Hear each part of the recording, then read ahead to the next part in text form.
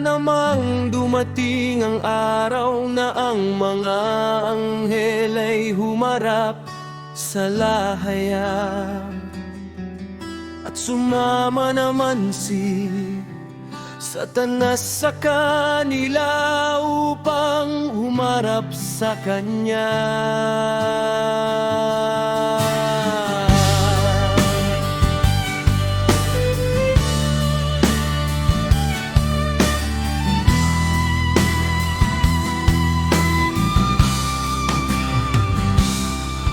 Tinanong ng alahaya si Satanas, saan ka nang galing?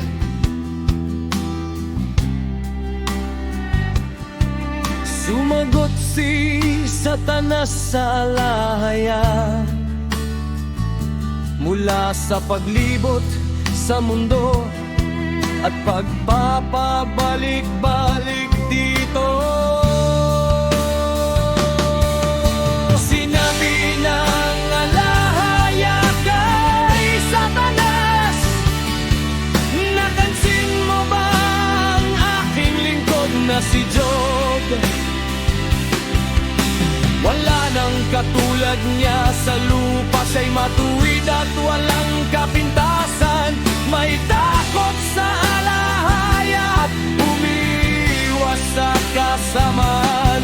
Nananatili pa rin siya sa kanyang pagiging matuwid, kahit na hinamon mo ako laban sa kanya upang lipulin siya ng walang dahilan.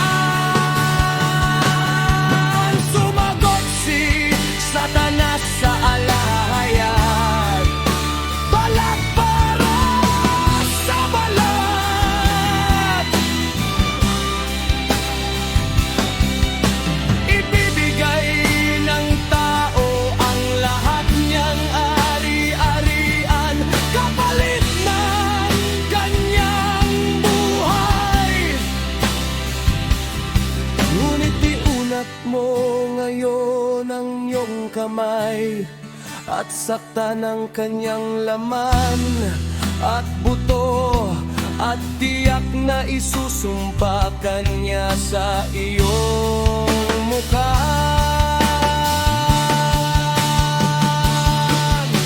Sinabi ng alahaya kay Satanas, masdan mo, siya'y nasa iyong mga kamay. Ngunit ingatan mo ang kanyang buhay.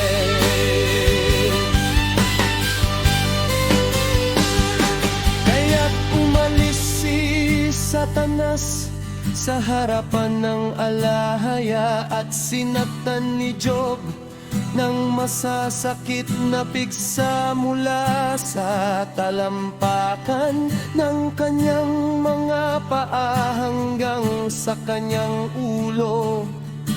Kumuha si Job ng isang pirasong batingal upang ipangkayod ng kanyang sarili habang siya'y nakaupo sa gitna ng mga abo.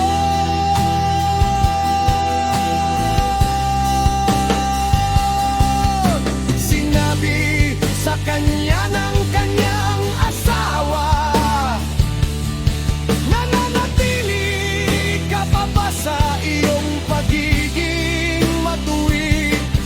Isumpa mo ang alahaya at mamatay ka na.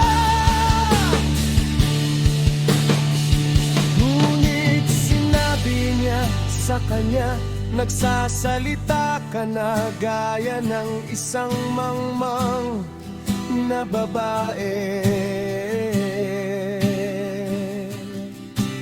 Tatanggapin ba natin ang mabuti mula sa alahaya at hindi ang masama? Sa lahat ng ito, hindi nagkasala si Job sa kanyang mga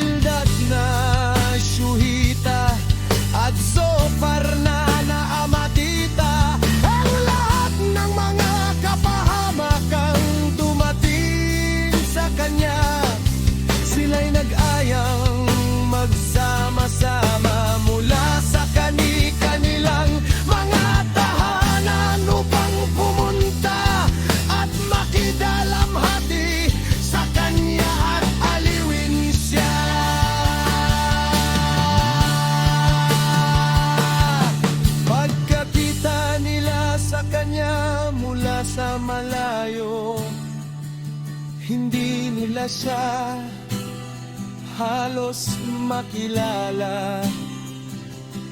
Sila'y nagsiiyak ng malakas at hinapak nila ang kani-kanilang mga damit at nagwisik ng alabok sa kanilang mga ulo.